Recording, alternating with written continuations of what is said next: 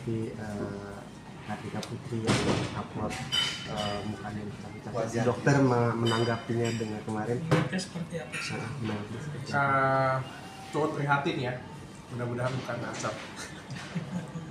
Dan aku tuh bingung juga ya kenapa berobatnya ke Singapura ya, soalnya kan teman-teman dokter di Singapura kan kata-kata kan non muslim ya,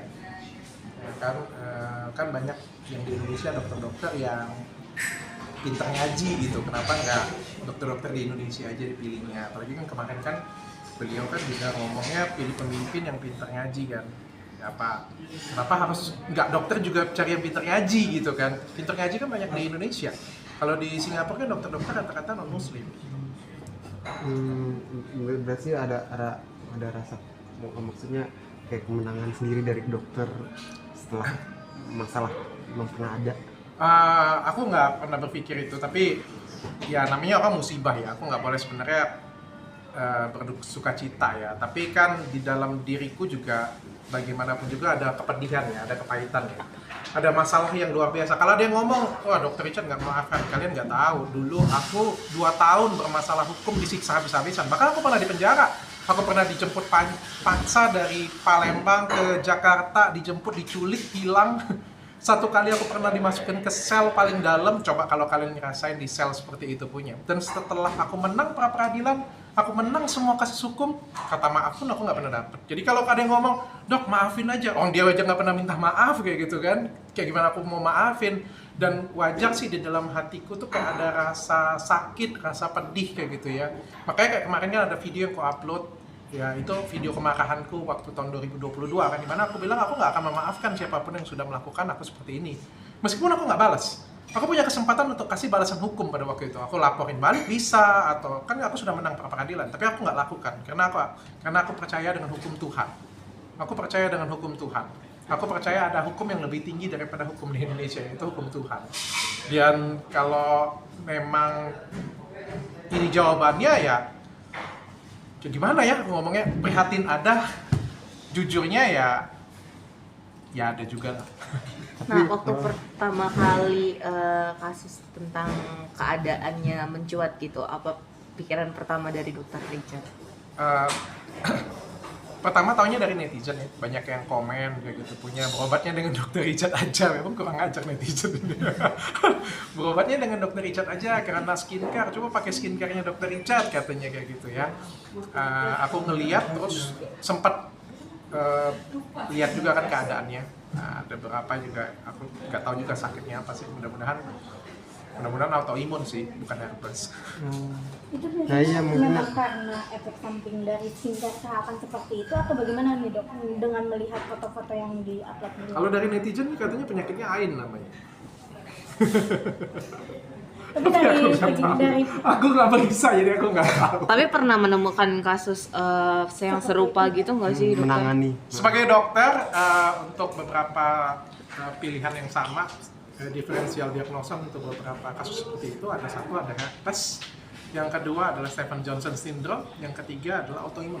Bisa 3 itu bisa, atau mungkin ada beberapa yang lain karena aku nggak ikut meriksa ya. Kalau dari gambaran yang terlihat bisa jadi 3 itu. itu karena sakit kah atau bagaimana dok biasanya pemicunya? Kalau herpes karena virus, infeksi menular seksual. Kalau autoimun itu tidak diketahui, jadi bisa terjadi apa adanya, nggak jelas penyebabnya apa. Kalau tadi satunya lagi apa itu tadi?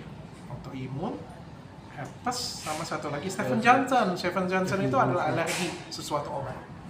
Tapi kalau yang alergi satu obat bisa menjadi salah satu penyebabnya dari skincare yang Bisa tidak jadi, atau bagaimana, dok?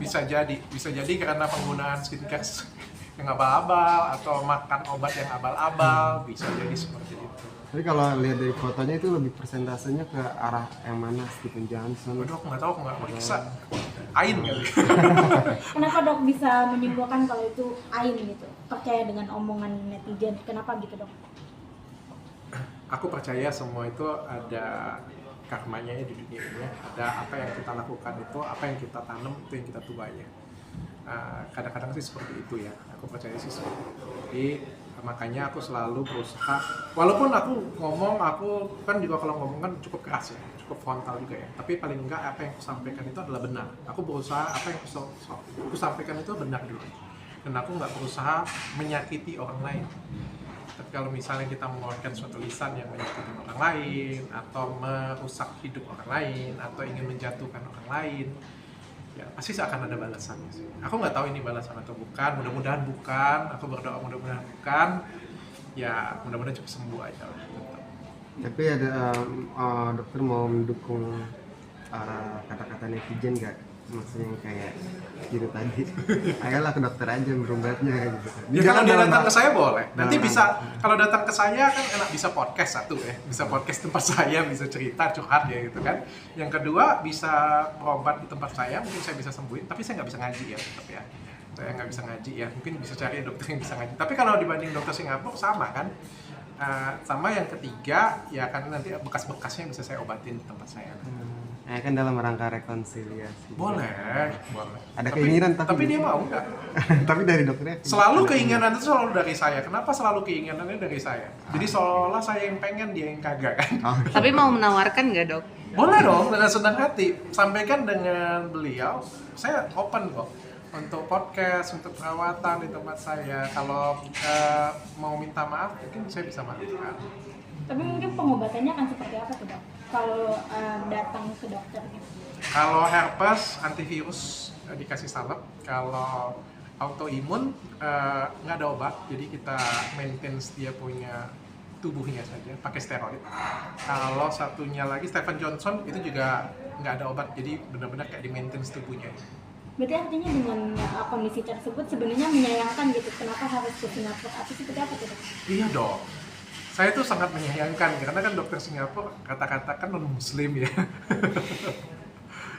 Ya kan kemarin kan juga ngomong kalau kita milih pemimpin itu cari yang pinter ngaji katanya. Soalnya kalau pinter ngaji itu bisa ini, bisa ini, bisa ini, bisa ini dibilang kan ya.